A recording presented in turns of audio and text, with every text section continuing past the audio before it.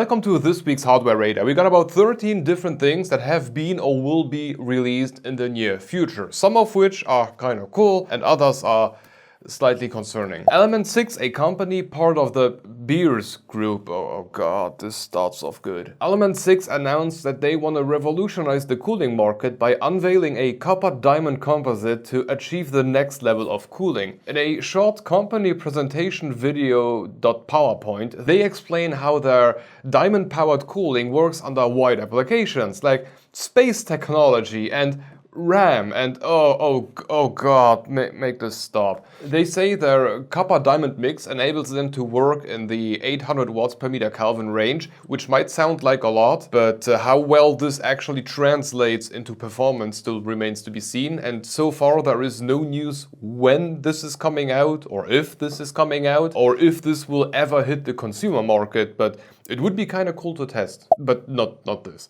Let's continue with something only half the planet can ever get their hands on. DeepCool's got a new fan line called the FL Series. For now, there are two, a white and a black one. The specs are not particularly interesting, to be honest, but they got a daisy chaining system and they seem to be using that 8-pin connector, which we already saw on some of the EK water blocks and ID cooling fans. As usual, a bunch of LEDs in the middle, something that might look like another ring of LEDs hidden in the frame. I don't know, maybe we'll review them. We'll see. Then we got some really cool stuff for the custom water cooling folks. The Apex 1, Alphacool's newest water block for AMD and Intel respectively. We got that Apex design that Alphacool is pushing really hard right now. And it seems like you are supposed to screw in the whole block from the back, which would mean that the screws are hidden because the top cap is slightly bigger. Kind of a screw-less design, which I would really appreciate for once, because most water blocks out there still have that bulky design with the bulky screws with the springs sticking out, and it's just hideous. But something which definitely isn't hideous is the brand new Apex Distro Plate made specifically for the Be Quiet Dark Base Pro 901 case. Oh my god, that name is so long. There is a presentational page for this, showing off the plate in black and white without ever showing it installed in the case, because that would make way too much sense. Thankfully, they got a working shop where you can see how it looks like, and indeed, it looks good. And Corsair tries to rectify their mistakes made with the 3500X. The new Frame 4000D is a case that is supposed to be modular to a certain degree, enabling modifications and upgrades down the line.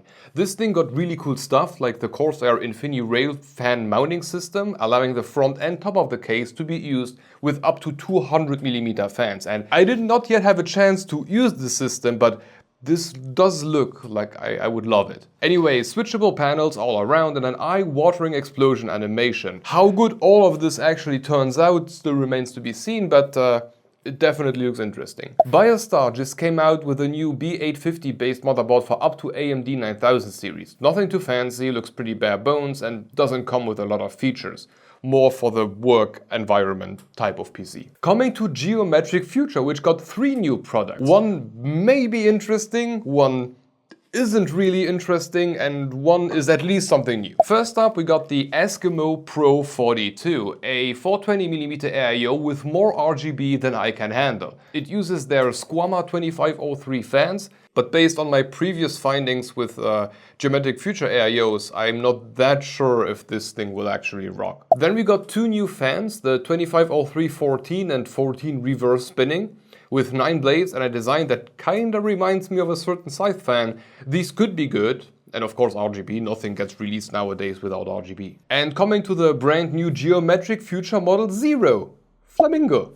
A 3 liters Ultra SFF case built with a 200 watts mini PSU and compatible with up to 60mm coolers. And get this, it folds toollessly around your PC. I have no clue why I would ever want to do that, but it's cool that it can. And it fits into a backpack. We got a bunch of feet which can be magnetically attached to certain locations, allowing this thing to stand on either the side or just lie flat. And I gotta say, to me that thing looks good. Of course, there is a giant product page with more adjectives than I have used in the last week, with Alcantara-like feel and the most epic way of saying we have patented this thing. Now, this won't make a good gaming PC, of course not. The included power supply can push like 200 watts max, and there is no GPU support, so this is going to be more for the office/home entertainment type of build, but with decent looking cooling. A big ass mesh hole directly above the CPU cooler and a pathway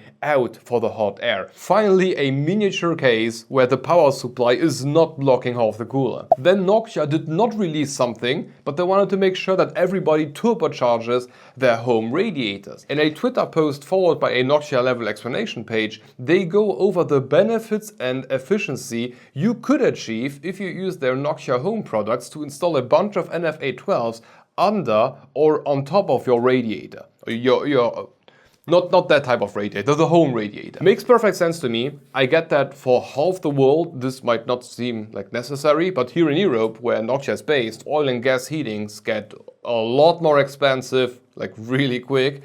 And we got so many old houses that still got decade-old radiators installed with really bad insulation and whatnot. So this might be a cool way to get more out of your already existing heating installation without ripping half your house apart, which they won't allow you to do because your house is like under protection and yeah, welcome to the European continent. Coolify, the company that created a fan with a hologram generator attached to the front, just came out with a Vortex, a 2.1-inch mini screen for all sorts of things. You can glue that thing onto your water block or wherever the hell you want, or just use it outside on its own little stand on your desk and display all sorts of PC info from there. RAM usage, temps, you got a ton to choose from.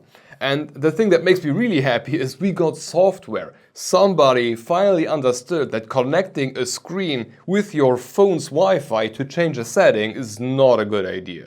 And lastly, we got something that I apparently missed, because there is now a product page for the THICC Q80 Trio from Hyte. This time the behemoth uses a single fan block instead of individual thick FP12 fans, and at least on the images it does seem like the pump got smaller.